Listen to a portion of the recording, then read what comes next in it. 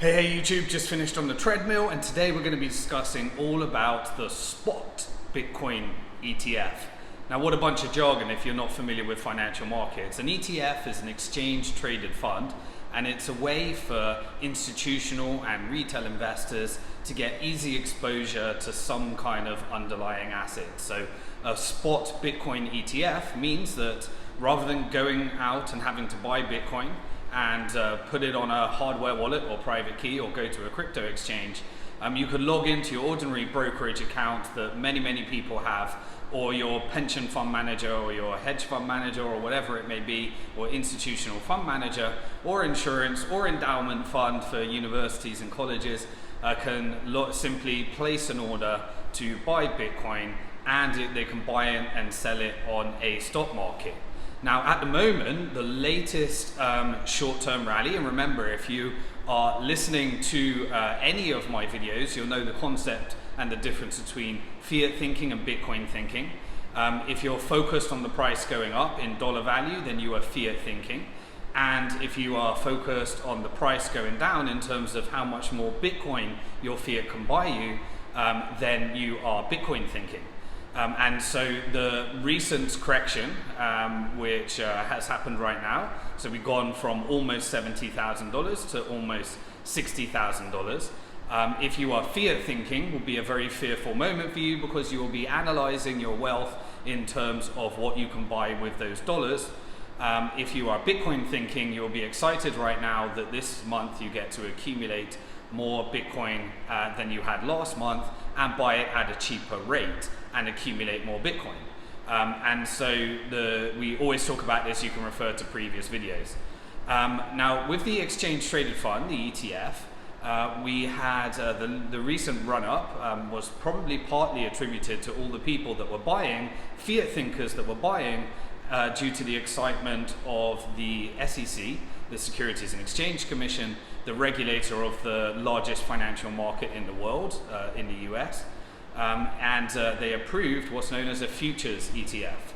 So a futures ETF, just so you know, a futures is where a futures contract is where two people can enter into a contract and agree to purchase some asset at a predetermined price in the future, and you can use it to bet on the price of Bitcoin going down or bet on the price of Bitcoin going up. The futures market are derivatives. They're not actually Bitcoin, they're just two people placing a contract on their expected outcome for Bitcoin. Some people do it because they may be a cryptocurrency miner and they need to hedge the price of Bitcoin volatility when planning how to purchase electricity, and speculators do it because they want to bet on the price of Bitcoin going up or down short term. And so the latest ETFs were based upon futures. This means that the demand for purchasing Bitcoin could be sucked out into purchasing ETFs backed upon futures contracts, which have nothing to do with Bitcoin. Why do you think the US SEC decided that that was the product? Because they would rather support, they know that Bitcoin's inevitable, predictable, guaranteed, there's no real stopping it from here, and so they support a Bitcoin futures ETF rather than a spot futures ETF. But there is a beautiful thing that happens in the world of competitive markets. The US has decided that they're no longer a free market led economy. They have ginormous intervention, larger and larger government, and a transition away from free markets to a Federal Reserve led market. And they think it's transitory and temporary, but look what happens when you take away some of that transitory quantitative easing, and you keep increasing the money supply, thinking that you can reduce it. You end up where it is today. So you would create either a deflationary spiral, where all of the assets crash, you put up interest rates to try and control inflation, everybody is over levered up, and you create either a crash, or you create even worse, stagflation, where you have continued inflation but declining economic growth. If you've been watching my masterclass, you'll know exactly how I'm preparing for all those outcomes inflation, deflation, economic growth, economic decline through the Retirement Plan B live masterclass. So shout out to everybody that's been joining those. We're on session 3 and the final one goes live tonight, completely free at www.retirementplanb.com. So what happens with the spot ETF? Well, if the US decides that competition matters, then they'll realize that in Canada they have spot ETFs already. Now they're denominated in the Canadian dollar, which means that you have to take Canadian dollar risk, but relative to the volatility of Bitcoin, it is pretty insignificant. A long time ago, when I left investment banking in 2006 to give lectures on the future of finance and then discovered Bitcoin and spoke at the first Bitcoin conference, I used to have this leftover crazy thing called a retirement plan and pension from my investment banking days. There were no products that I could find, but I remember a company, one of the investors in my previous company who co-founded a company called Hargreaves Lansdowne, that's a FTSE 100 company. They had this Bitcoin product really early in the days that allowed you to gain exposure to Bitcoin, but through the Swedish krona. And that is a pretty risky trade if you're dealing normal financial markets because it's denominated in Swedish krona. But obviously we saw what happened to Bitcoin, and so it just kicked the shit out of all the pension products and everything that I had. And so I've still got that there. I need to log in and check out how much it's worth. That was a long time ago that I bought that, so I'm going to check it out now. I've reminded myself. But you can go to the international markets and you can get a spot ETF right now. What this means is that the US, being the US, having the most competitive, largest financial market in the world, the most developed, and as the chairman of the SEC always said, the most idolized by all countries in the world, then they will need to stay competitive. And so eventually the spot Bitcoin ETF will come along. They will ooh and ah, they will to and fro. Maybe they've been doing that since, I think the first one that I saw was the Winklevoss. I think they were trying back in 2013 to get an ETF approved. And they decided 7 years later or whatever it may be, I can't quite remember, the time flies in Bitcoin, they decided to launch the Futures ETF, which is a good step in the right direction.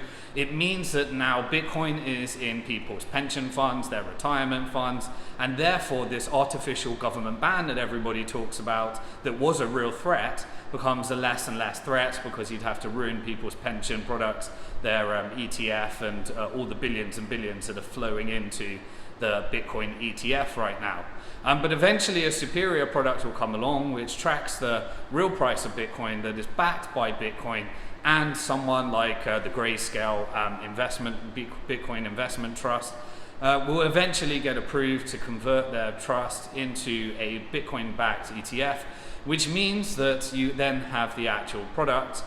You have an exchange-traded fund where every time you purchase units in that fund, it is backed by real Bitcoin, and they have to go out into the market and purchase those Bitcoins. The theory goes that these are longer-term institutional investors or longer-term retail investors putting it in their pension, and therefore it sucks up more of the Bitcoin supply into longer-term thinkers rather than those that are, whims of short-term. Well, you could still have that in the ETF, but a big percentage of it goes to the institutional markets denominated in US dollars, which at the end of the day, despite the fact that they're doing everything to wreck it and ruin it and double the supply and increase the debt to levels that we've never experienced before in what I call the world's largest regulated Ponzi scheme, but they are also going to be launching central bank digital currencies to protect the dollar and take away all free markets. So that was my forecast. That was a monetary renegotiation that I've been covering in my video series that I launched last year, and that I've been recapping in the masterclass. So to me, what does this mean to you as an investor? It means that you can patiently wait for the effects of the speculation, because remember, prices short-term are driven by people's perceptions of Bitcoin. The price goes down when more people think it's a Ponzi scheme, a currency just for drug dealers, a get-rich-quick scheme, something that's going to be banned by government, something that's environmentally unfriendly, which then drives the price down as people speculate on that. And if you watch Masterclass 1 that I covered last week, that is still available on retirementplanb.com, you can watch the recording, you'll know that all of those forces are complete fake forces. that stop people driving into Bitcoin, that market manipulators use short term. And hopefully you've learned by now, if you've completed the masterclass, not to sell based upon these fake artificial news stories that are real short term, long term get fixed. So it means that you get the opportunity to front run, as it were, the Bitcoin spot ETF, which is still a big, huge impact eventually on Bitcoin to come. And you get to and the news crashes because people are fearful about the spot Bitcoin ETF, the most recent one being rejected. That is short-term fiat thinking versus long-term Bitcoin thinking. So you've been implementing anything that I've been teaching you, then you should be in the long-term fiat Bitcoin thinking. How do you get there? By having a complete plan for your fiat that doesn't affect your finances, so that you're not analyzing Bitcoin in terms of what it will buy you in the short term, and then you can psychologically remove fiat thinking by having a time and a place for fiat thinking and a time and a place for Bitcoin thinking. So I hope that was useful. The answer to that is that the spot Bitcoin ETF is inevitable, predictable, guaranteed. It already exists outside of the US, and the US in competitive markets will eventually have to, or they'll have to allow all of that business to go offshore into different financial markets. Couple that with some of the trends, and the further and deeper that they go into the removal of markets and using regulations as a mechanism for removing free markets rather than actually a mechanism for protecting investors. And if regulators are deciding that they need to protect you from the returns that have been achieved from Bitcoin, then they're doing a disservice to their people, and you've got to question what taxpayers' money is being used for, that eventually creates the pressures across the system, and you end up with a spot Bitcoin ETF no matter what. But the point is, it gives you more time to front run the next wave of innovation that comes from a Bitcoin ETF that can come through. So I hope that you have been finding these updates useful. I hope you've been integrating this into your psyche. And if you haven't watched the live masterclass, we're going live with the final one tonight.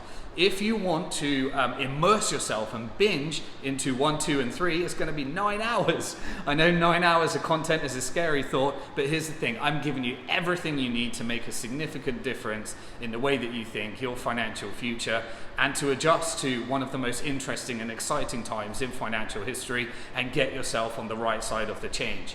And if you want to invest any time in that, then I think it's a worthy investment to compared to the myriad of other things that you can do. But don't worry, you can join me tonight. It's self-contained. We're going to be launching the Retirement Plan B Online Wealth Management Program, and we're doing the final free masterclass. If you don't have time to binge into the final 3, we're going to recap everything in the final session.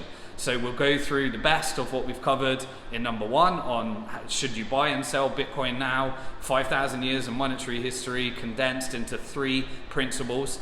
In Masterclass 2, we covered how to deal with the 7 lessons and mistakes of the wealthiest investors and high-profile figures, and how to put that into your Bitcoin portfolio, and how to deal with the cryptocurrency tax. We'll be summarizing that tonight in Masterclass 4, and we'll be summarizing everything we covered yesterday in free Masterclass 3, which is where we went through the 5 Bitcoin investing strategies and how to structure a retirement plan so that you can focus on asset protection, asset accumulation, tax deferral, and also compounding.